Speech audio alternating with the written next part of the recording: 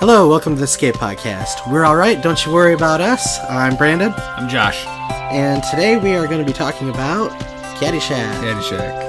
First, we have a few other things that we want to talk about, including Timeless, Hereditary, Unbreakable, Luke Cage, Ant-Man, Incredibles 2, and Meg. Anything else? No, just that little tiny list. Okay. So we just watched the trailer for Meg. I've seen it a few times. Yeah, I'd seen it once before. And I figure, well, what we're doing today is we're doing Caddyshack, right? We are. It was our idea to do summer movies. Mm-hmm. Probably the biggest summer movie of all time. You'd have to consider Jaws in that list, right? Yeah, they say it started the summer blockbuster. Yeah, so this came out, and there's definitely some similar... I mean, it's about a giant shark. So, obviously, there's some comparisons to Jaws to be made. But when I first saw this ahead of Hereditary, which I saw in the theater. Okay. And at first I thought, oh, this looks like it could be a scary monster movie, and then it turned out to be Megalodon, which is kind of okay, but it seems like something the Sci-Fi Channel would do. Yeah, absolutely. And then, as I'm watching it, I can't decide, like, does this look good or does this look cheesy? Yeah, it's like it's a sci-fi movie that somehow made it to theaters. Yeah, Jason Statham is in it, which just pushes it way towards the cheesy side, and I laughed out loud in the theater when he's like riding in a submarine or something like that, and he sees it and he says, "It's Megalodon." I don't know why, I just thought that was the funniest thing, and to me it looks so ridiculous that I think I might go see it. Okay. I'm expecting it to maybe do good. Really? Yeah, I think it might. It looks so cheesy but so fun at the same time. Maybe. I don't know. I don't know. I don't know if you ever heard anything about Megalodon or anything, but it's kind of like a big thing online. Like, people will try and pull up... A lot of people do, like, fake like pictures Bigfoot and stuff. thing. Yeah, kind of like Bigfoot. So, it's been gaining in popularity, Megalodon has. People trying to prove that it still exists. Mm-hmm. There is no evidence that it still exists, but, you know, every now and then... He's bigger in this movie than the real ones were, right? I don't know. It looks like they may have exaggerated it even further, but it was huge. If you've ever seen those pictures of somebody standing inside of a shark's jaw, I'm like, their teeth are as big as your fist, or bigger. That's the shark. It was a real ancient creature, and they don't really know. But it was a whole ton vegetarian, about right? it. Yeah, it only ate apples. Well, I was going to say kelp or something. No, it ate sea apples. Oh, okay, yeah, sea apples. It was very similar. Actually, I think it evolved into the sea cow.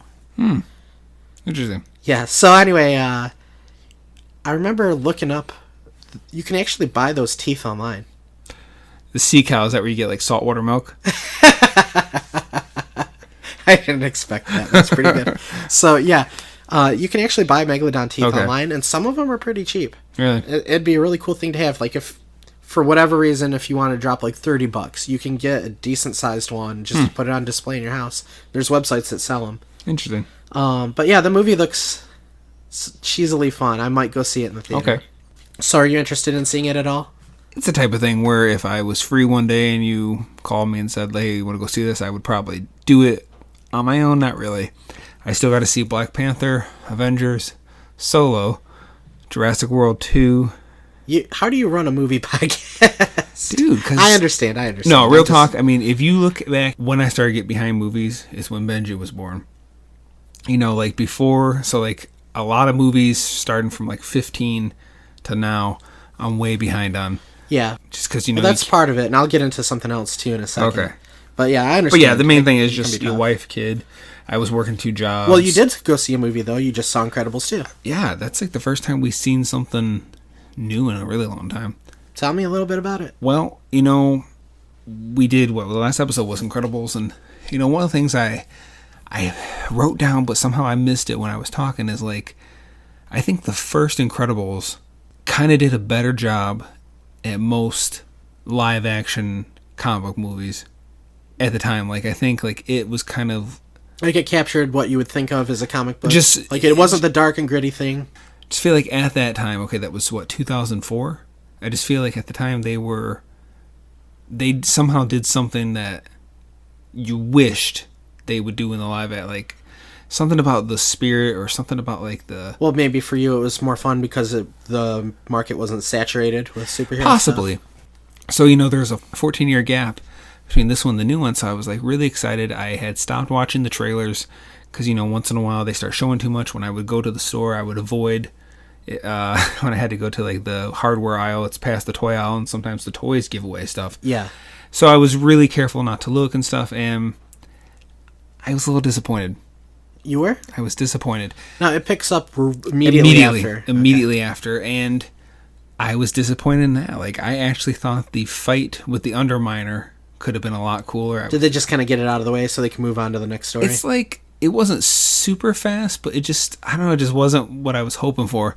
I was thinking there was going to be, like, this army of these, like, mole-type creature people things, and I don't know, just there was, like, just the one guy, and he robbed a bank. He robbed the bank. I was like, that's like a classic like villain move. I guess, but I just thought since they were like these mole people, like what's that one movie? I always wondered. Speaking of robbing a bank, so let's say you get somebody like Spider-Man, the Rhino, giant guy in a rhinoceros outfit, crashes into a bank and steals the money. What's he gonna do with it? Like, is he stealing money so he can go out and legitimately buy things? Why doesn't he just steal stuff if he's gonna be a villain anyway? Well, I thought it was what's that one movie where there's like mole people or something?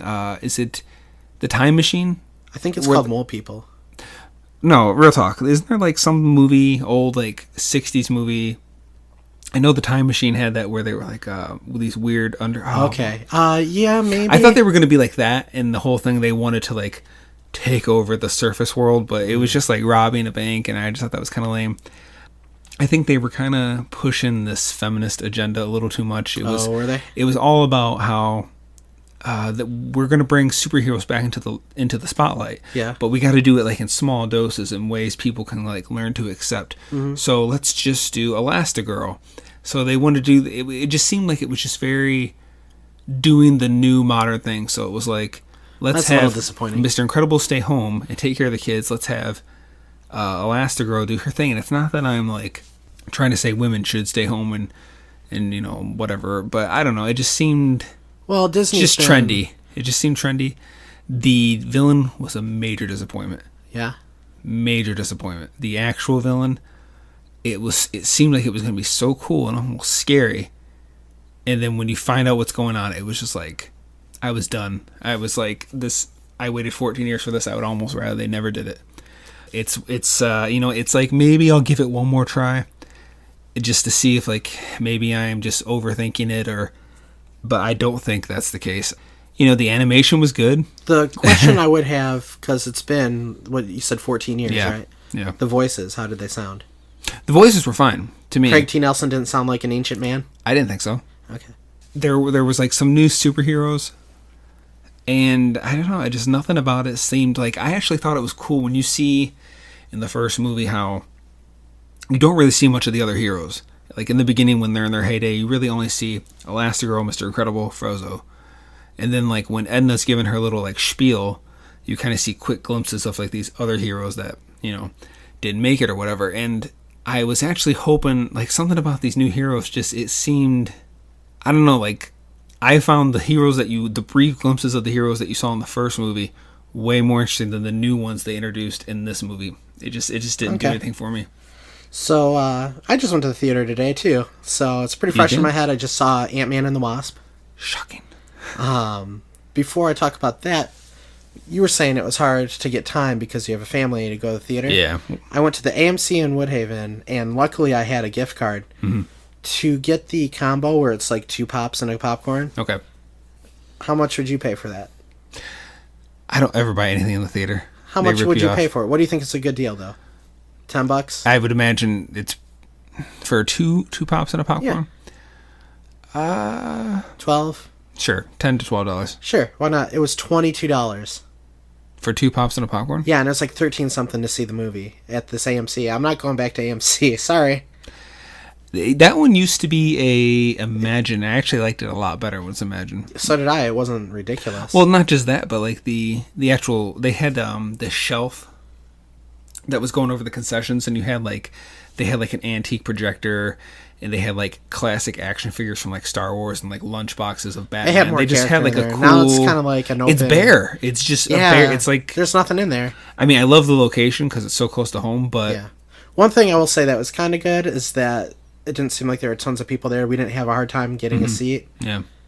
But at the same time, I can imagine why people wouldn't go there if you're paying $55 to eat popcorn, you know? Yeah. So it's a little ridiculous. I understand that's where they make most of their money. Popcorn doesn't cost them anything. But still, come on. Like, you don't have to gouge people like that. It's a little ridiculous. I sneak things in. Well, not often, but if I do, I'll have Brittany sneak it in her purse. Well, I just think that's wrong that they're going to put a no outside food and drink policy just so they can rip you off. Well, I just think that's kind of lower the prices. So anyway, Ant-Man 2 was really good. Okay. I thought. I've seen Avengers. As far as just Marvel movies go, I think it might be one of the more well-made ones. It was so tight. There wasn't a whole lot of room in there for mistakes. They didn't really. Everything felt good. And, like, they had all sorts of problems crop up. There was, like, a problem with a suit. There's a problem with 2 villains. There's a problem with what they were planning on doing. Plus, the government was on them. Just, like, all this stuff, it could go wrong. It was just... Do they follow after the events of Avengers? Is that referenced? Yeah. Okay. So, yeah, it was really cool, just like the way the action sequences worked out, because like one thing would happen, but then they'd have to deal with another thing, and it didn't feel cluttered. It all felt like it ran real smooth. Okay. The comedy was pretty funny. You know, they do that thing where maybe they just do it a tad too much. You know, a serious moment comes, comedic, to break it up. Yeah. So it just a tiny too much, but it was pretty funny. I enjoyed it. Same director? I don't know off the top of my head. I guess people will have to Google it. So, yes, it took place... The beginning of the movie took place before the events of Avengers. I feel like I heard about that. Either you or somebody was... Well, that's what I was guessing. Somehow I kind of heard that. Most of the movie takes place before that. And then... Okay. And then they kind of deal with it. There are 2 scenes out there. If anybody hasn't seen it yet, there are 2 credit scenes. So one right away and then one after all the other credits. Right, which is basically what the first Avengers... The first one is like the more serious one, and the second one is more of a joke, but I still think it was kind of neat. Okay. I guess I can't really say why. It has something to do with the television. Question. We were talking... Well, the reason I'm asking is I actually just rewatched the first Avengers. How do they explain Phil Coulson being alive? Because I know he's alive in the series, Agents of S.H.I.E.L.D. Okay. I never watched it. Anybody that doesn't know, Agents of S.H.I.E.L.D. is a Marvel TV show. It's supposed to take place in the same universe, but as far as the movies themselves concerned, they just ignore it. So it could happen that maybe you'll see Phil Coulson come back, but he hasn't yet in the movies. In the show, how they explain it is that he died, but they had an alien body. It was one of the alien races from Marvel, and something about its blood or whatever, they were able to bring him back. Okay, I thought you were going to say they transferred his consciousness and... No, it was some kind of medical thing using whatever they got out of this alien body. I only watched a little bit of it. The show kind of went... Is it still on? I think so. They might be having a struggle right now trying to get it renewed again. I don't know. Okay. I'm not keeping up with it. Like, I watched the first season, and it felt like, it's not really what I wanted. And then I started to watch the second season, and I was done with it. I don't watch any of those, Marvel or DC, any of the shows. No, I watched the Netflix ones, and the Netflix ones kind of go up and down. All right. So speaking of the Netflix shows, I did watch Jessica Jones Season 2. Wasn't that great. I didn't think, anyway. The first one had such a high bar, and then this one was just way below. Okay. But I'm going through Luke Cage right now, and I liked the first season of Luke Cage. It wasn't the best. It wasn't close to the best of the series so far, between Daredevil, Jessica Jones, and all that stuff. But it was okay. I enjoy it. I enjoy the... they give it a feeling like it's a blaxploitation, almost. So you feel like you're watching Shaft, Okay. But this season started off a little rough for me, and I was getting kind of frustrated with it. But as it's been going, like I think I'm on episode 10 now, and I feel like it's getting better as it goes. Okay. I like the villain. I'm digging the villain in it, the new one. Okay. You said you haven't watched any of those. None for either side. I'll have to get you to watch those at some point. I don't know. I was getting burnt out on the movie, so I'm definitely not going to watch a 12 or 20 episode season to season. They're about 13, I think. Okay. Well, I don't know. The shows are a little different. Oh. They're not quite if you're tired of the movies, I think you can still watch the show and enjoy it. So anyway. Well, it's like I'm kind of interested in seeing the new Avengers. Well, you should definitely see it. Especially if you're going to watch anything that comes out after it. Okay, how long ago did that movie come out? Not super long ago, but it's been way too long to not see it. I'm amazed. I only accidentally got one spoiler for it. You don't know that. I'm pretty sure. I accidentally read a comment on YouTube about this Chris Pratt video, totally unrelated to the movie, and someone said something about you should go avenge your girlfriend. And isn't his girlfriend the green girl? Zoe. Were they talking about the movie, or they were talking about something that happened in real life? I'm assuming she dies. So I don't know. What's her name? Gamora or? Yeah. Is that her name? I got it right? Yeah. All right. So yeah. Anyway, what's next? Speaking of all this superhero stuff, I recently went back and watched Unbreakable. Okay.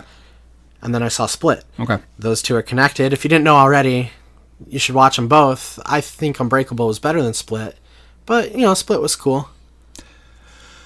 See, I thought Unbreakable was interesting when I first saw it, but I actually kind of thought Split was more interesting because you had to have one guy basically carry that movie, and especially when he's like, I mean, I can only imagine how hard it is to, like, once you find a character, to stay in character, and then, like, he would, like, sometimes moment to moment go from, like, a person to another person. I thought it was interesting, the whole idea of being held captive. Not that I'm a weirdo creep, but, like, just, I don't know, just that. Did it remind you of that? Cloverfield Lane? Yeah. Like, basically, I like this very, like, isolated set. I mean, for the most part, it's only in the basement. I mean, yeah, he goes out to the psychiatrist or whatever here and there. Yeah. It was, but, like, it's a very closed... But it didn't feel that way when you were watching it. No, but I thought that was exciting and kind of made it interesting. Well, I was afraid when I went back to watch Unbreakable because I remember liking it. I saw it at the Dollar Show, so slightly after it came out. Mm-hmm. And I remember liking it back then, but when I went back and watched it again, I was like, I'm surprised at how good this movie actually is. I didn't remember it being this good, and it's really good. Okay. It's not perfect, but it was really good. Anyway, so they're going to combine those two movies, and they're going to have another movie coming out. I think it's called Glass. Correct. Which I think is interesting because, okay, Unbreakable, the title is Bruce Willis's thing. He's unbreakable. Then you go to Split, which is, I don't even remember what his actual name is. Kevin... Hedwig. Kevin something. He has split personality. So, like, he did an excellent job in that movie. Oh, yeah. Then, obviously, the next movie is Glass, which is... Back to Samuel. Which is his weakness, so more so. But, like, I like how, like, it's... Each movie is a one-word title that describes that main character. I thought that was just kind of an interesting What's kind of neat is it kind of... Did you say it describes that character? Yeah, basically kind of sums that. It's a one-word summing up of that main person for each movie. I think that's just kind of cool. Yeah. I can see them, eventually releasing as a box set. Okay.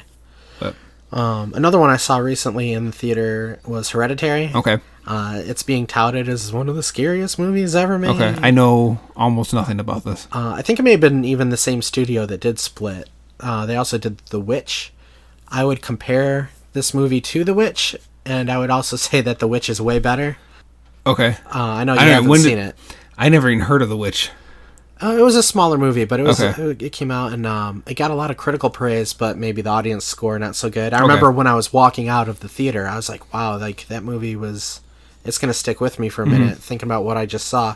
It's disturbing? And I heard I don't want to put anybody down, so I'm going to say this in a nice way. People in the theater, I heard somebody say, well, that was worse than The Village. I don't think that that type of person was the type of person that this movie was made for. It's a little more artistic. It's a deeper movie. Okay. And I thought it was very good. Maybe one day we'll cover it. We're going to do our Halloween stuff in a couple months, so maybe we'll get to that. I don't know. But this movie I didn't think was nearly as good, and I heard a lot of people saying that it was. There's just so much stupid stuff in it. The good stuff got covered up, in my opinion. Mm-hmm. So there's that. Timeless. You want to talk about that for a second? Yeah, just real quick. I don't want to go on and on, but basically, Timeless got canceled after its first season. 2 or 3 days later, they changed their mind and renewed it. Second season. Okay, great. Then after that, there was kind of this long period of time, no pun intended. And that's a show about time travel, right? Yes. Haha.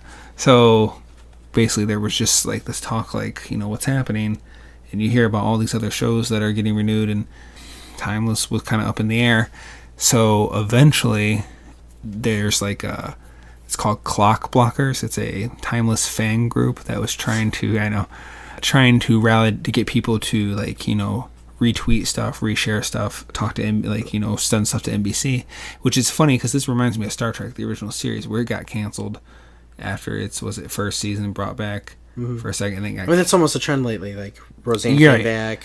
They're bringing back Last Man Standing that got canceled. Oh, really? Arrested Development has come back on Netflix. Oh, Fuller House, you know, all sorts of stuff. Yeah, well, that's like older shows they're bringing Right. back. Where this is like, I'm talking like a current show that got canceled and brought, you know. Anyway, It was on Fox originally? Timeless? Yeah. NBC. NBC, okay. Yeah. So basically, they came out and said, okay, it is canceled again, but there might be a 2-hour movie, like made for TV. And it sounds like that's the direction they're going in? Well, the two co-creators have been, you know, very vocal about just, you know, what's going on. They're saying, like, it's looking like that might be the only possibility, but even that's looking kind of slim. Well, and what I think is just crazy about it is I haven't seen too many things where the critical score and the audience score are pretty much deadlocked. So if you look on Rotten Tomatoes, the critical score is a 91%, the audience score is 92%. So, I mean, usually it's one or the other. You know, the audience loves it, the critics hate it, or vice versa. It's kind of a rare thing. And well, that's like Arrested Development, too. Like, it had really good critical scores, and I think that probably the audience score is really good, too. Problem was, if nobody's watching it, it's not worth having on for the network. People are trying to get Netflix to pick it up, or Prime, or YouTube. Well, you never know. Even talk of YouTube. If somebody thinks there's value in having Well, supposedly no one has shown interest, according to what we're getting reported back. So it's just kind of a bummer. It's not a perfect show. And even I remember when I watched it, like the first couple episodes of the first season, like were like, you know, they were interesting, but like it wasn't like it got really good after, like it got better the further it went. So we're kind of disappointed that it's done, but oh well. Have you signed up for any of that stuff to bring it back, or you're just keeping an eye on it? No, I signed a petition to try to get it to. Do you know where that petition is at?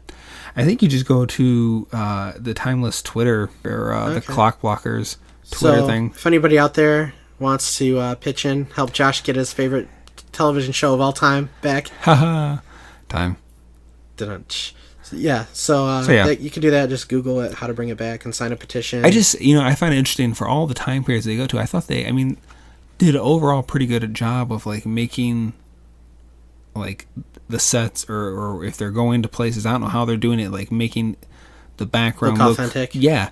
There was one episode where like something blows up and the explosion didn't look fantastic, but I'm talking about like, just like there's this episode where they went to the 50s and you see like tons of 50s cars. It just amazes me. Like they probably get like people that are into like classic cars, just to bring their car and park it around the place. But I just thought they did a really good job with that kind of stuff, and it was a pretty cool. It's kind of almost gets this conspiracy theory type element going on. I won't say too much in case someone does want to watch the first two. Is it available anywhere for streaming? Somebody did want to. Right now, I can only do it through NBC. It's not on Netflix. It's not on Prime.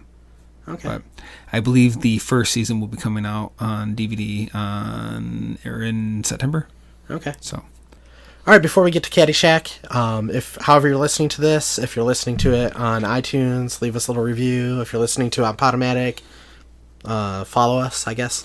I think we can get likes and reviews on Podomatic as well. Or if you're listening to it on YouTube, hit the thumbs up button. If you're still listening, you have to at least like us a little, right? I would hope. So, yeah, go check that out. Leave us any feedback.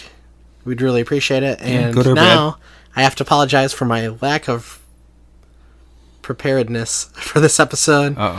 We've been trying to make the episodes a lot better recently, but I just didn't have the time to put into it. I'm trying to make them as bad as possible. We had other plans, and something came up, so this is kind of a last-minute this was thing. a last-minute switcheroo. So we want to do summer movies anyway. I picked Caddyshack. Next time we're going to be doing a summer movie that you pick out. You want me to just tell them, or? I'll save it for a surprise. Okay. All right, surprise. All right, so stay tuned to the end of the episode.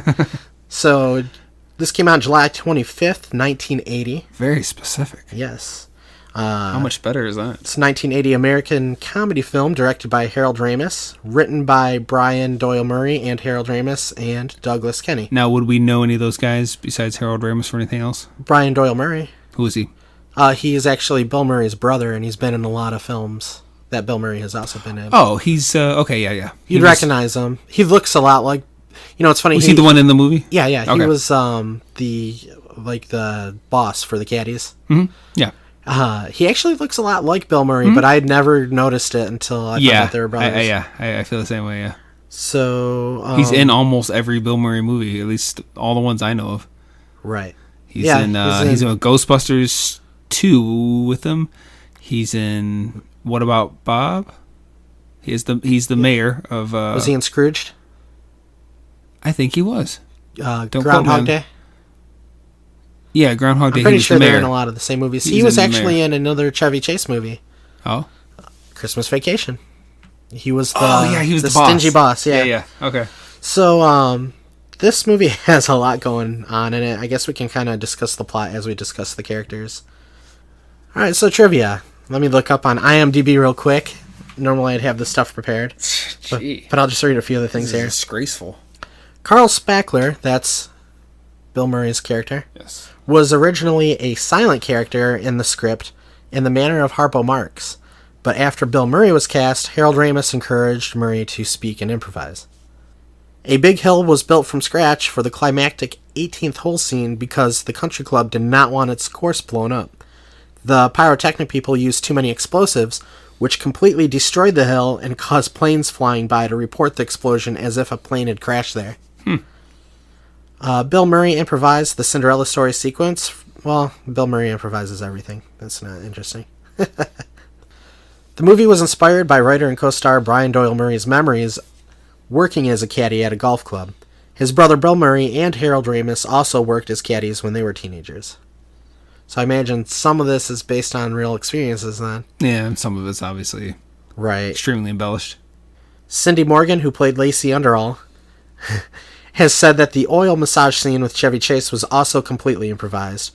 When Lacey exclaims, "You're crazy," that was Morgan's genuine reaction to Chase dousing her with oil. Okay.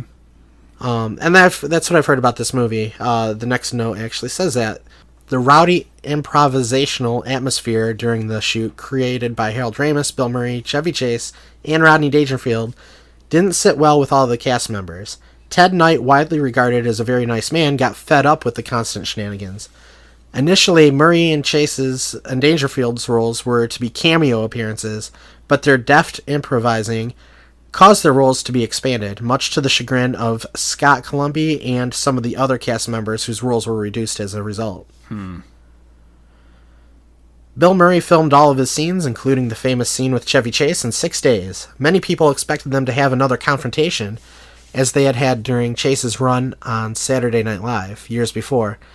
They were professional and didn't show any signs of their alleged previous feud, so they didn't get along.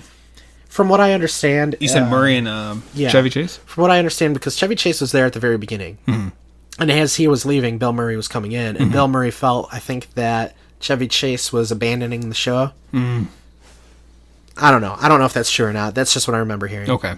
But yeah, I've always heard that this movie, there's tons of improvisation. The script for the movie did not reflect the final result. Yeah.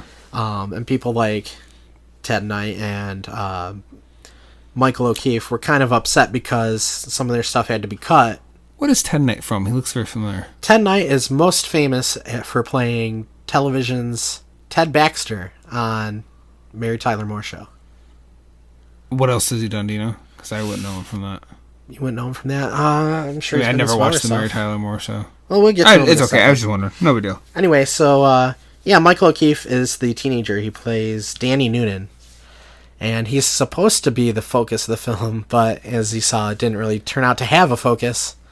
Yeah, it is very all over the place. Yeah, so Danny Noonan. Michael O'Keefe, do you recognize him at all? No. He was actually Jackie's boyfriend in Roseanne. I never really watched him Roseanne. And Jackie had a baby. You never watched it? I mean, I did watch it like years later when Nickelodeon or Nick at Night did a marathon of it. But I never really watched it. Never got into it? I watched it a little bit. It was like one of those things because it was on. There was a lot of them, so I just was kind of watching it. But like, I don't know too much about Roseanne. Oh, okay. I actually, I don't know anything about the second run. I know it's covered in controversy right now, so I'm not even going to talk about that. Well, I think it's more her than anything, but yeah. So the original run of it though was great. I actually wasn't allowed to watch it as a kid. I don't know why. My parents didn't feel it was suitable for kids, I guess. But when it came back onto Nick at Night, I watched all of them, and I thought, wow, this is a really good show. Anyway, he was kind of more towards the end of the show. Okay. But he's pretty good in this. He plays a college, or not a college kid yet, but he's working on getting to college. He's working at the caddy program for this local country club, so that he can save up and go to college. But I don't know. Their parents have a lot of kids. What's going on? First thing I thought was, is this an orphanage? What is going on? Yeah, there's like 30 kids in there. Yeah, it was ridiculous. Yeah, it seemed like they probably had a lot of kids, but then also they had some family members over and maybe some friends. They never say anything about it. They never show him at home again. They never reference his parents at all. After his parents did show up in one more scene. I did notice that. I didn't. Oh. When he wins the tournament, the caddy tournament, his parents come up and give him a hug. Okay. But yeah, you basically only see him at the beginning there. So he's trying to save up for that. He's trying to butter up Judge Smales so he can win this like scholarship program that they're doing. At one point when someone said Mrs. Smales, I thought they said Smells. I was like, Mrs. Smells? It's a strange name. The first name... I'm assuming that's what they were going for, just being stupid. His first name is even weirder. I didn't even put it on here because it's such a weird name that they gave him. Judge Smales is what everybody basically calls him. Yeah. What is his name? Do you know it? I looked it up earlier. You can Google it. Yeah, I thought he did a good job in this movie. He's a fine young actor. I'm surprised we didn't see him in too much else, really. Okay. I'm not familiar with him outside of Roseanne in this movie. Okay. What'd you think? I have some things to say, but I'll leave it for my final thoughts. Okay. Probably the biggest star at the time this movie came out was Chevy Chase. If you don't know who Chevy Chase is, then you need to. I mean, when I think of Chevy Chase, obviously I think of the Vacation series. I know he was also in Fletch.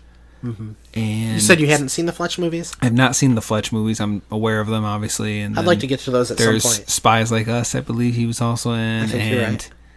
I mean, he's been in Funny Farm. I know he's in a bunch of those 80s, kind of to the early 90s movies, but again, I always think of Clark Griswold. Yeah. Specifically, iconically, Christmas he's the vacation guy. So, yeah. Chevy Chase he's a funny guy. He's very good at improvising. I heard a funny story about him where, he was in that, is it Paul Simon video? Call Me Out? Yeah, he's in that Paul Simon video, and I guess, this is what I heard, I don't know if it's true, that they gave him the words to the song, he memorized it on the way over and did the whole thing in one take. Huh. So he's got some talent. I know he was recently in Community. I never watched it. I thought he was funny in Community. Yeah, I know he had some real issues with the show. Yeah, I heard that he fussed a lot about like working hours, like later nights, and how things were improvised, especially with two of the younger characters. He was complaining about the improvisation? That's what I heard, like, because like they were like changing stuff like on the fly. Oh, well, how does he like it? I don't know if it was because he was older at that point, and and these young guys were maybe just like running circles around him or what. But basically, yeah, I heard that's why they actually killed him off in the show. In Community. Chevy Chase? That's not the first time I've heard about something like that happening. With him? They did that to Charlie Sheen. Charlie Sheen. Oh? In 2.5 Men. Because he was... Yes. He was going crazy in public all the time, so they had him get hit by a train or something like that. Yeah. I enjoy a good Chevy Chase movie. He's a funny guy, I think. It was different. It was nice to see him in this role because it's a little different. As Clark Griswold, he's kind of the bumbling goofball, right? Yeah, it's like he has his heart's in the right place kind of guy, but yeah, he makes a lot of stupid mistakes. Yeah, and he's almost slapsticky in a way. Yeah. And in this, he's almost more of a straight guy? I don't really know what to make of him. Like, some points he almost seemed like he was a smart guy, but then at some points they made him out to be like this weirdo idiot. He's very smart and very successful, but he's also very rich. Yeah, what did he do? Did they ever say what he did? Well, he said he owned 2 lumber mills. Okay. I think it's funny he's coming to the golf course, every day? Well, from the conversations that they had, I think he started off rich in a way. Mm-hmm.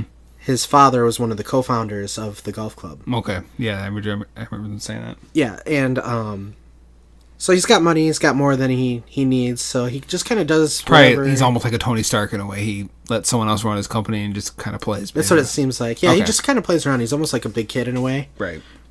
But he's not real goofy. Like, he'll say a lot of sarcastic remarks or make some goofy comments, but it's just, I don't know, it's hard to explain. But he's not the goofball that Clark Griswold is. Yeah, it's but what's weird is, I did see certain Clark Griswold type, almost Clark, certain things I could almost just pick this little part and it could, Maybe the big difference is, for Clark, a lot of the stuff that he tries to do doesn't work out quite right.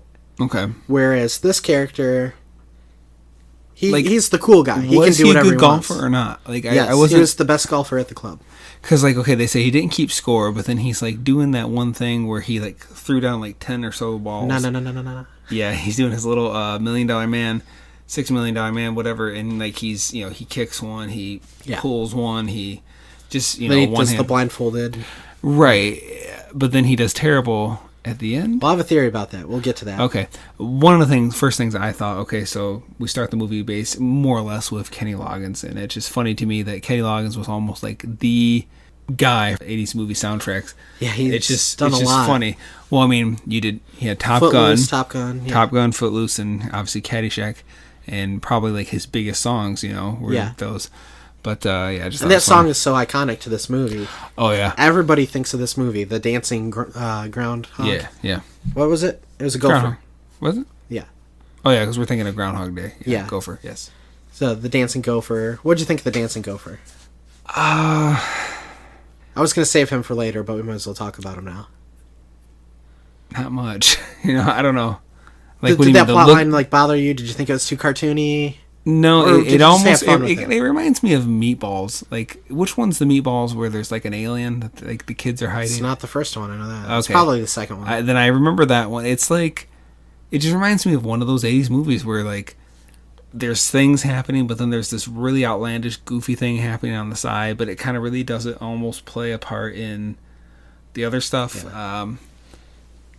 Did you like how the gopher sounded like a dolphin? I didn't even pick it never. You don't think about it when you're looking at it because it seems right. It would make those little squeaky noises, but it's Flipper. Yeah. I never thought of it, no. It's kind of weird that they have all their plots going on, and then they have this little war between Bill Murray and a little robotic gopher. I assumed it was a puppet, yeah. I think it's a mixture. Don't lie. I had a friend that had... For 1980, I mean, come on, that had to have been a puppet. I had a friend that had a gopher this big from Caddyshack, and you'd hit a button and it would sing the Kenny Loggins song. Gee. And start dancing around. It was like those bass, those singing bass things that everybody has. Everybody has. Yeah, mine's right over there. Yeah, mine is... I brought it with me. It's in my car. Okay. That'd be actually a pretty funny thing to have in your car, mounted up somewhere. Check out my bass. You mean your bass? No, look, my bass. Yeah. Anyway... Chevy Chase is pretty good in this. I like him. It's nice seeing him in shape after seeing him in Community, right? Well, I mean, he's pretty old by then. Yeah, I guess. So the next, probably the biggest star now, is Bill Murray. Right. And he was in this role. Like I said, he was supposed to be a silent character, and they went ahead and let him improvise, which is what he does in every movie ever. Whoops. I bumped the table. You want to say that again? No. I don't know if it's I don't. So... Yeah, he was great in this movie. He played the silly character, and he had the weird way of... I don't know how he did that with his mouth. Yeah. And just the way he talked. And I love... All of his scenes are great. It's almost like Jim Carrey. The way sometimes he'd slant his face. Little bit, but not... Jim Carrey looks stupid, I think. Bill Murray he looked like he could be a real guy. Okay. A very weird real guy. I love all of his scenes in this. One of my favorites is when he's talking to the kid at the beginning and he's holding the pitchfork up to his neck. Yeah, I especially found it funny when he got it like higher and stuff. Yeah, he's like touching his Adam's apple. This is the only Bill Murray that I don't know a ton of the stuff, but like usually he's a very jerk, sarcastic, obnoxious type character, and this is like the only movie that I could think of. I'm not saying there's not other movies, but like the only one where he's not. He's almost like the dimwit. Yeah, a lot of his characters, not all of them. I mean, what about Bob? Bob is okay. You're right. Not so much What About Bob, but like the character, almost every other movie he's in. The character he was in Groundhog's Day could almost be the same character from Ghostbusters. Yeah, or the Christmas one, Scrooged. Yeah, or Rushmore. Isn't he kind of a jerk in that? Well, yeah. Okay. Yep. Anyway, continue. Yeah. So this role's a little bit different. He's gone past his boundaries and some other things more recently, but. Yeah, he plays it different here. There is a Caddyshack 2. I didn't know that, yes. But isn't almost no one in it? I think Chevy Chase comes back. Oh, really? He might be the only one that came back. But then they also have the silly groundskeeper character, and it's Dan Aykroyd. And as much as I love Dan Aykroyd, he is horrible in it. That whole movie just sucks. Wait. Is he acting the same guy? Is he supposed to be the same guy? Or? I don't know if he's supposed to be the same guy, but he acts like another weird guy. Okay. He just does it way over the top to where he's just being... Okay. Like, Bill Murray feels more natural in the role. Okay. And, like, with Dan Aykroyd, it's, like, cringy to watch it, even. Okay. Maybe we'll check out just a little bit of it at some point. Sure. And talk about it. It would go on... Did we do we did a sequel thing? Best and worst remakes and stuff like that? Yes. If we ever did one where we were talking about, like, prequels, unnecessary sequels... That's a good one. Unnecessary sequels, okay. Caddyshack 2 would be up there. It's one of those sequels that not a lot of people know about it because it gets buried because it's so horrible. Okay. Like, nobody wants...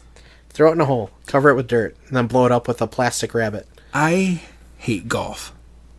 I think it's one of the most boring things to watch. It seems like it'd be the worst thing to play. I hate Have you ever golf. done it? No. Because it just looks that bad to me. I can't even do miniature golf. Or what do they call it? Mini golf? Putt-putt golf. Usually I'll try the few. Like what maybe what looks bad about it to you? Standing, walking, hitting a ball, hitting it again, getting it in a hole. It seems like the most boring thing ever. Oh, to me it seems like it could be one of the most awesome. It's not a sport where you gotta like really stress too hard. There's nothing exciting happening. It's dull. To me it seems like you're hanging out at the park with your friends, you're just whacking a ball and you get to drink. I mean, to each their own. I just would not. I would love to try it every year. So yeah, I'm sorry. Every year, every summer, I talk to one of my friends about like, yeah, we should just go golfing. I have a driver. I go to the driving range every now and then. It's fun. No, that's cool. To me, it's not like even when I play miniature golf, it's like I'll try maybe 2 or 3 holes to actually do it legit, and then after that, that's what everybody does with putt-putt. Like, well, if I can't handle putt-putt golf, I don't think I can handle real golf. I think it's a little too different. Well, just even the concept of trying to get it. I mean, I know there's not stupid obstacles in real golf. But, like, just trying to get the stupid little ball in a stupid little hole just that's every sport. The most tedious. That's every sport except for hockey. Instead of a ball, it's a puck. Okay, but the idea of getting something into a basket, a hole, whatever, just... What sport do you like? I'm actually not a sports guy, period. I'm not either, but I would play golf. I used to play soccer. Oh, man. If I had to play a sport... I've done soccer, wrestling, t-ball, bowling... I don't know if I consider bowling a sport. I think it's a game. It's like darts. Like, okay, you throw a dart at a board, you try to get, bowling's kind of the same thing to me. Yeah, you just basically throw the ball. It's not athletic enough for you? No, I don't think so. I think sports can be summed up in like levels. Like an A grade sport would be something like that requires a lot of athleticism. And then you go down the few tiers. Are you telling me that bowlers aren't totally in shape? I don't think bowling can be. I've seen a lot of bowlers. Bowling and darts are like one and the same to me. I'll tell you, sir. Competition, they're a game. I've seen a lot of bowlers, and I would say I'm in at least kind of decent shape to be a bowler. That's fine. I'm just saying, I personally don't say Bowling's not a sport. Okay. Why you think it is? You're wrong, but Okay. All right. it's considered one. So is NASCAR. That's not a sport. I'm not having that conversation. It's not. It's not. They drive around in circles. There's no athleticism to that. John, if you're listening, he's not. Don't hit Josh. Oh, we've had this conversation before. Yeah. To me, okay, NASCAR. Okay, John has tried to make the argument that the G-force or whatever on them, they have to be in shape to be able to withstand that G-force.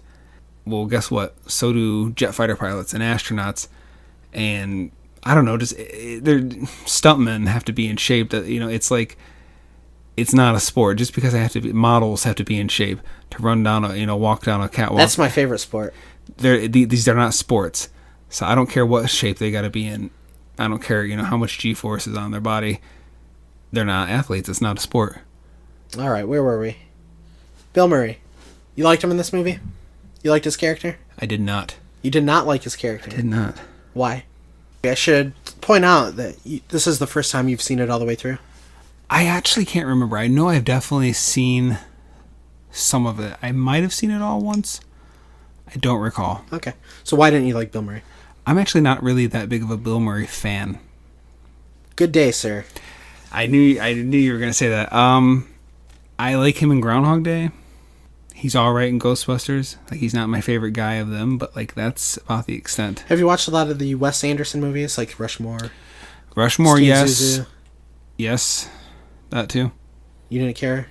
I'm not really a big fan of Wes Anderson. That's not really my cup of tea.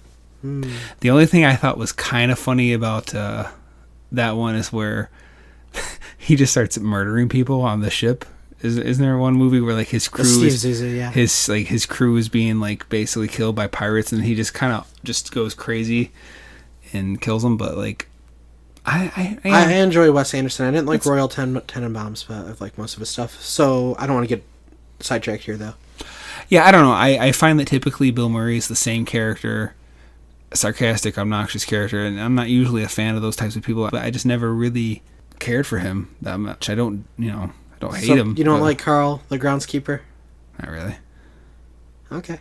Yeah, I don't know. I guess I just don't get him. But you liked the scene where he was poking the guy with the pitchfork. It's like, it didn't make me laugh, but like the part where like you especially see it, like, because like first it's down here, and then finally when it got up to like his face, that was kind of funny. But it didn't, I don't know, it just didn't do it for me. Huh. I thought it was pretty funny. I like how he's ogling the older women, and it's like I can see what was supposed to be funny, but really almost nothing made me laugh. And where he ate the payday. Yeah. I mean, I don't know, they just seem like jokes for that time period. Like they just don't seem like they work anymore. Like, I don't know.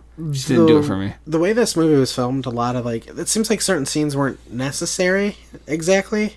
They were all good, but not a lot of them like really pertained to a lot of the plot. Like it just kind of bounced around from character to character, and it just kept going that way. You know what I mean? Yeah, it was a little aimless. Yeah, and I think movies, especially back then, around then, kind of had more freedom to do that. Yeah. Anyway, Ted Knight. Judge Smails. I actually kind of thought he was a little more fun to watch. I love that character.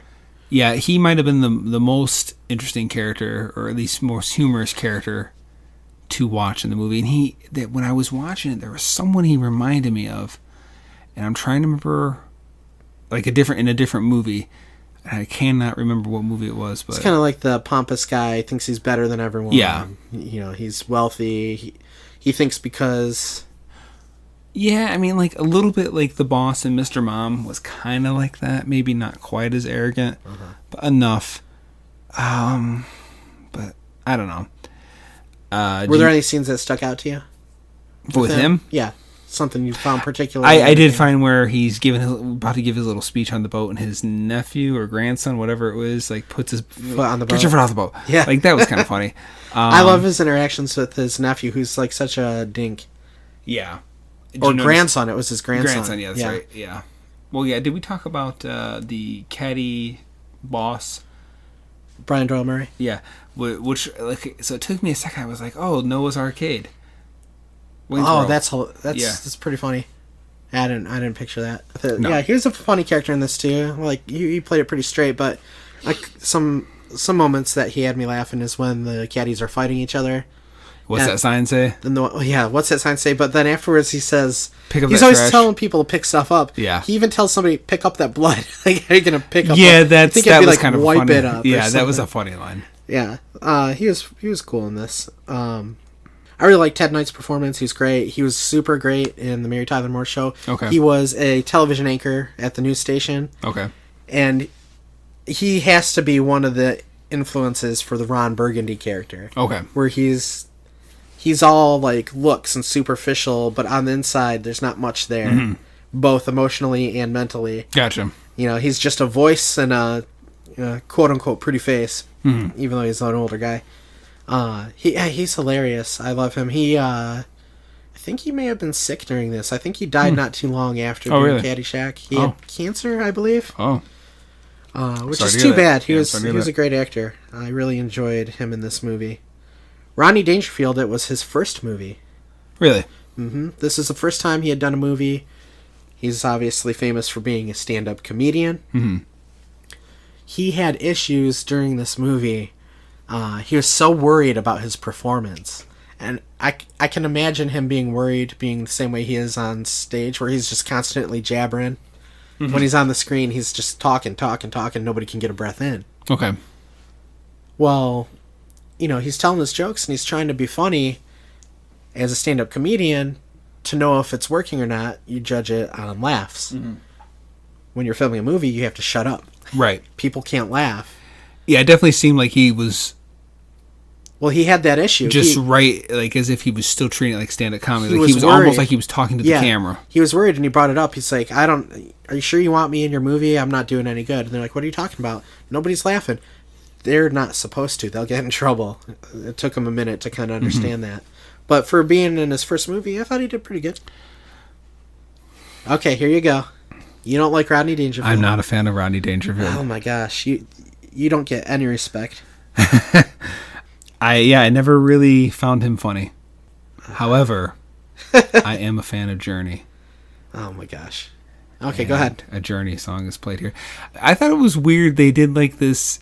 I was like, what is he, Inspector Gadget? Like a phone, a TV, a drink station, the golf clubs popped out, and it did something else goofy. There was just a bunch of goofy little...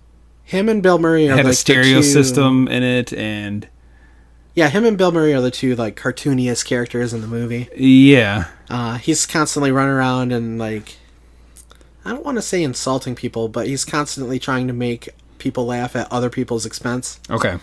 And he's a rich guy. He's some kind of a... He builds stuff.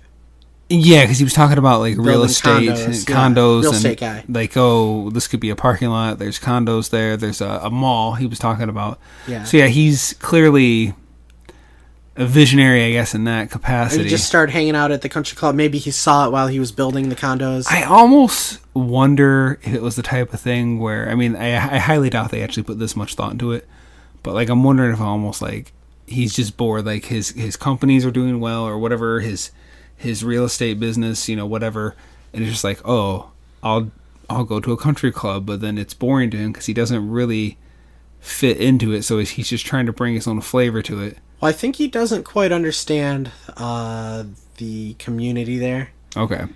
To him, you can tell he lives a fast-paced life. Mm-hmm. He's got investors following him around. The Japanese guy was taking pictures of everything. He wasn't with them the whole time. He was with them a lot of the time. Was he? But he always has like an entourage with him, and he's talking to him about, you know, business and other things. I remember him getting a call, and he was like, well, buy. Yeah. Well, then sell, you know, like. And to him, he just wanted to go and be the best at golf. Maybe he had played it before, because you can't just do it, like even with the technology that he had. Oh, that's right. Yeah, he had some like telescopic lens. His golf bag did all sorts of stuff. He'd hit the button and pop out whatever club he needed. He had a TV, had a radio. It had a drink dispenser. Yeah, it had a beer tap in it. I feel like there was something else it did too. he was a very obnoxious character, and they were just trying to make him as obnoxious as possible. And you see, you think they would have said he was an inventor or something. Like, that would have made sense why he had, like... I mean, again, I know... picture him spending money on things just because. I guess. It seems like that would have been, like, how he made his money, inventing little goofy stuff like that. Well, you just want him to be Doc Brown. Oh... Yeah, he was funny in this, regardless of what you thought. You all right there? Yeah, that was funnier than any of his jokes. Oh. Ooh, burn. Well, I always wanted to have the wit of Rodney Dangerfield. So, the girl, what was her name? The blonde. All right, so it's Judge Smail's niece. Yes. Or granddaughter. No, niece. Oh. She has kind of a funny name in this. What's her name? Lacey Underall. Okay. Get it? No, I didn't until now. Yes, okay.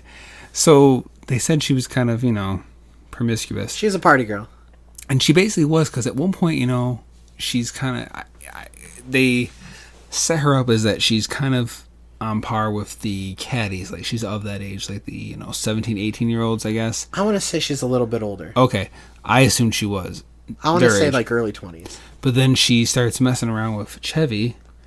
That's it. And then she's messing around with Danny. And she's kind of flirting with Danny's little rival. Ninzio. Okay. And I don't know, it was just kind of... I guess I assumed they were going to have her, do the cliche thing where, like, she finds that one guy that she kind of more, settles down with. They never really did that. And then Danny has this girlfriend, the Scottish girl, and then he just like... Irish. Okay, Irish. The other groundskeeper was Scottish, but she was Irish. Okay, very well. I believe. Anyway, but then it's like... I thought there was going to be this whole thing...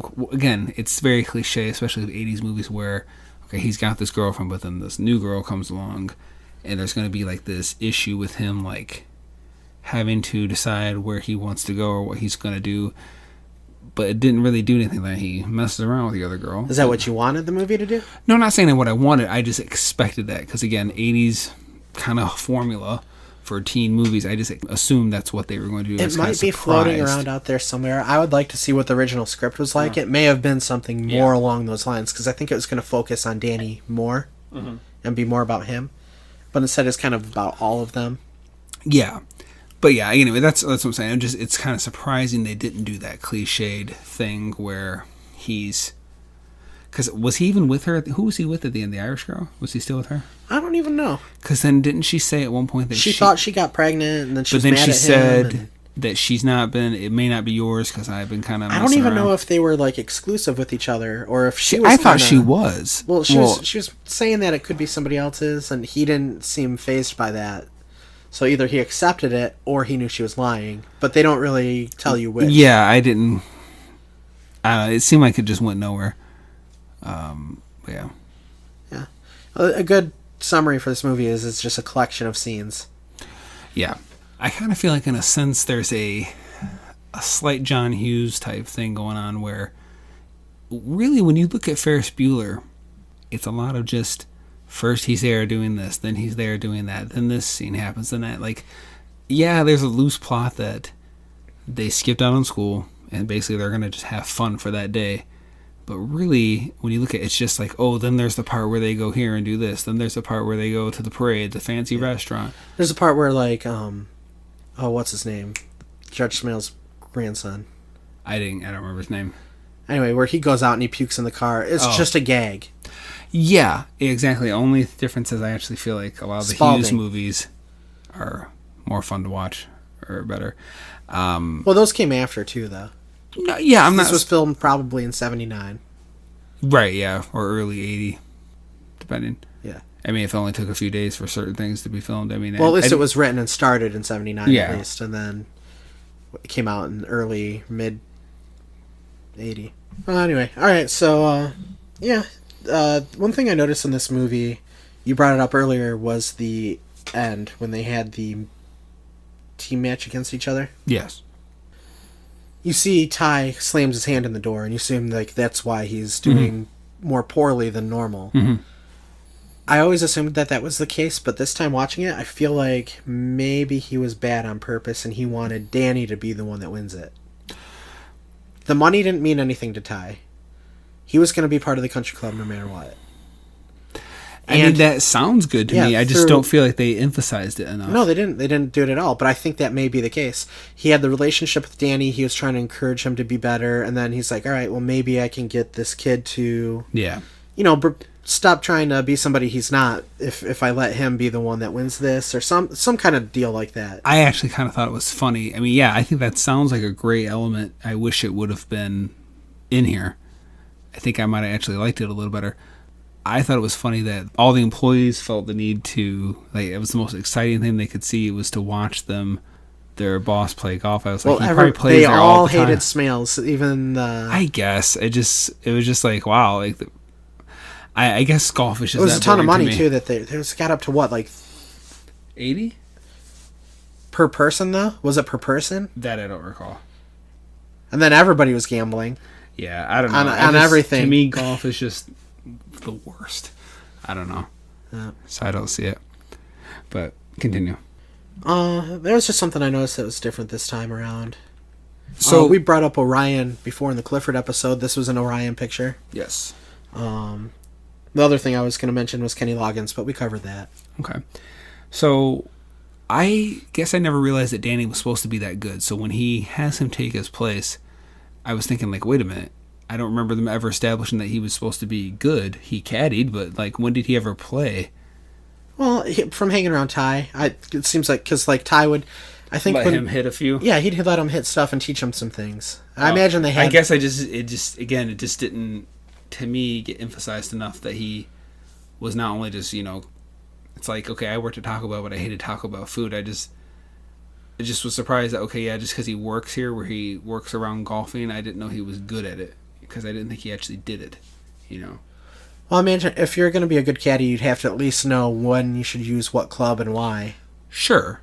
That's the mechanics of it. But as far as I know, playing it is different. But I think, especially from hanging around with Ty and him, letting him practice all the time, he was learning from the best golfer at the course. All that makes sense. I'm just saying, I didn't get that I didn't see any indication if this that movie they were had been made actually today, playing. I'm sure they would have explained every little thing and done that. Not even okay.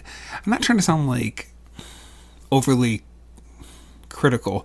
I'm just saying we're critiquing. I guess I just feel like if they would just shown I'm not trying to take a dump on the writing or whatever. I'm just saying if they would just a little more indicated something like that. Because when I saw him I was thinking who is he to, play golf for all this money? That's all. This is also Harold Ramis's directorial debut. Okay. So I'm sure there were... Did you say he helped write it, right? Yeah. Okay. 3 guys wrote it, including Harold Ramis, and then Harold Ramis directed it. Okay, very well. And? So, usually in a sports movie, which again, I'm not a sports guy at all, but usually when you watch sports movie, the final confrontation or fight, whether it be, Rocky or what else? Major League. Sure. The final game is the one that's really the important, pivotal, exciting game. And I found this to be almost as bad as watching real golf. I did not find anything funny or exciting the stakes of all this money. I wasn't feeling anything for it. It just didn't hold my attention. I was just okay, when is this going to be over with? I don't know. I'm trying to think right now. Okay. I'm trying to put myself in your shoes. Okay. I'm trying to think, is there anything that I just care so little about that it would affect the movie like that for me? And the first thought I had, well, what if they made a movie about dodgeball? But now I've seen a movie like that, and it was entertaining. Hey, dodgeball is actually, there we go. That if I had to play one, if you consider that a sport, dodgeball would be the most fun. Well, yeah, it's on ESPN Ocho. But I don't know. Then I was thinking, I don't know. I've seen 2 movies about bowling, but I actually like bowling. Oh, Kingpin, yeah. I don't know. I'm just trying to put myself in your position. What do I care so little about? Let me think. I can get one for you. Knitting. No? Gardening. I mean, if the movie is fun, it almost Kitchen doesn't remodeling. Because you could have had the same types of characters in those types of movies. I'd still find it entertaining. Okay. I don't know. Anyway, so you want to do your final thoughts? Were those your final thoughts? No. Go ahead. I'll let you go first. I'll let you go first. All right, I've seen this movie like 50 times. Okay. We actually I bought it on Blu-ray. That's what we were watching. Yep.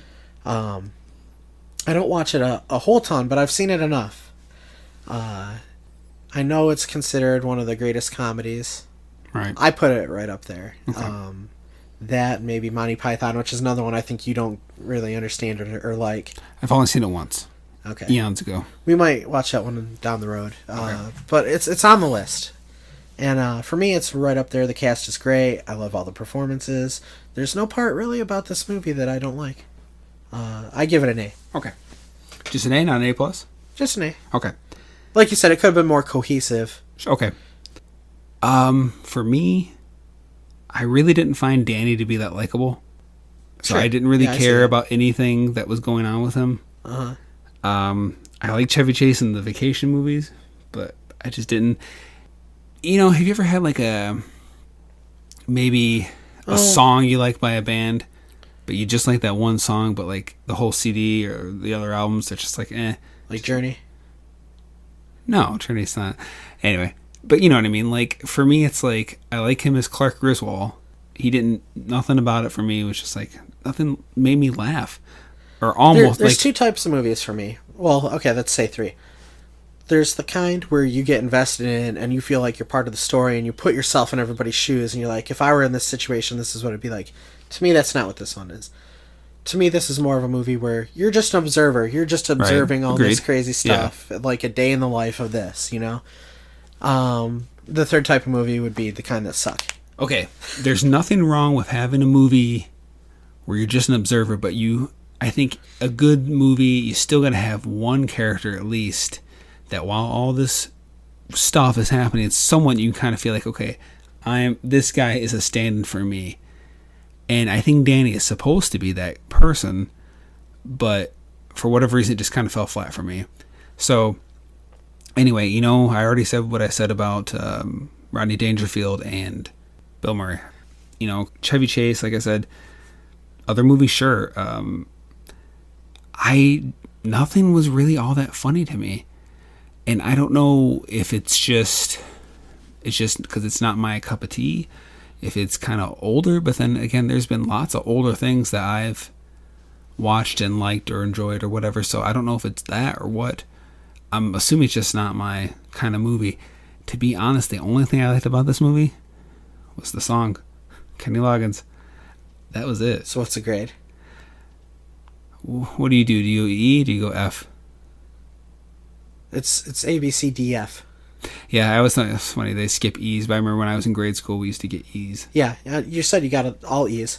Yeah, I was a straight E student. Yeah. E was for excellent, right? That's what you strive for. Yeah, I did F not. was fantastic. I did not like this movie. Yeah, I didn't think the gopher stuff was funny. So you want to give it an F? Sure, I'll give it a Z. I don't know. I just didn't do it for me. Sorry. I apologize. All right. Well, everybody has their own opinions. So I'm not. I know it sounds really harsh. I'm not trying to be a jerk. I'm not trying to hate on anyone that made it or anyone that likes it. It just you're not doing any of that stuff. You're just breaking my heart. You want a hug? No. Okay, but yeah. So that's what's up. I apologize. So leave us a note in the comments. Say either about how wrong I am. Either Josh is crazy for not liking it, or Brandon is a sheep just following. No, I'm the trend. assuming most people, because that's the thing. Like, I've always heard Caddyshack, Weekend at Bernie's, Cannonball Run. All these movies are considered like the classic comedies, and they don't make comedies like those types anymore. So, that's good for you. I don't really. Comedies are probably, not to get on a side thing, but like comedies are probably my least favorite genre, because to me, even comedies of today are terrible. Like, I don't think they know how to make a comedy anymore. Everything's just about how raunchy or how outlandish they can make it from the last big comedy. Like, I don't think they know how to make a genuinely funny movie anymore. But that's besides the point. But anyway, I know that basically I'm in the minority on this because I know a lot of people always talk really highly. It's mostly just a series of gags, but I enjoy it. So, yeah, that's cool. I can understand why you might be looking for more.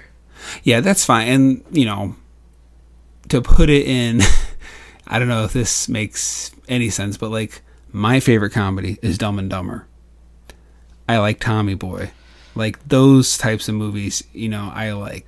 I like Clue the movie. I like stuff like that. And to me, these are very different types of movies. I liked Kingpin. This just feels way different than those kind. Don't roll your eyes about Dumb and Dumber. That's a funny movie, man. Those are Farrelly Brother movies, right? Most of what you said? No. Tommy Boy just stars Chris Farley, but because you said Farley. It was just well, there are the Farley brothers. There's still one of them around. Yes, there is. He's in Tommy Boy. Is he? His brother.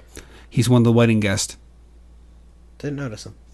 I mean, if you look at them, Chris Farley's twin. They look, when you look at them, it's kind of like Bill Murray and his brother. Like when you realize, they're brothers, you can see it, but they don't look so similar that Besides the point, anyway. So yeah, I know I'm in the minority. I know people are gonna hate on me for this, and that's fine. All right, everybody, hate on Josh at the Escape Podcast at 16 at gmail.com or on Facebook at Escape Podcast, the Escape Podcast. I don't know. Wait, which one? You know the addresses better than I do. For which one? Facebook? Because you created them all. Yeah. No, actually, Dave did Facebook.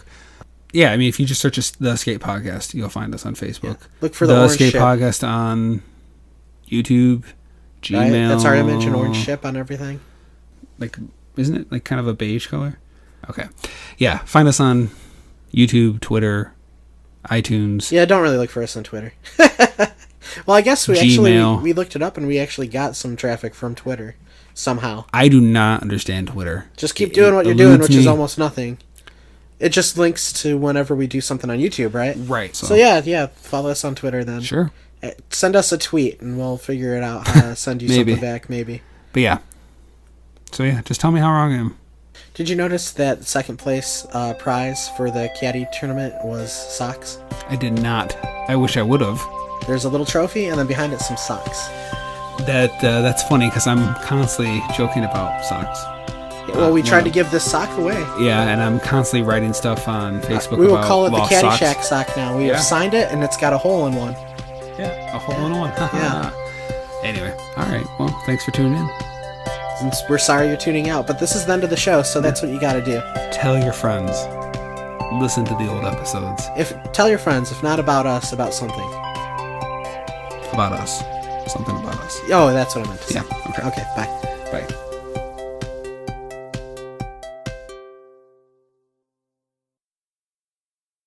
A big hill was built from scratch on the climactic 18th hole scene because the country club where they were filming didn't want its course blown up. So the harder than start over again, yeah. I'm pulling a Josh here. Oh, sure. All right.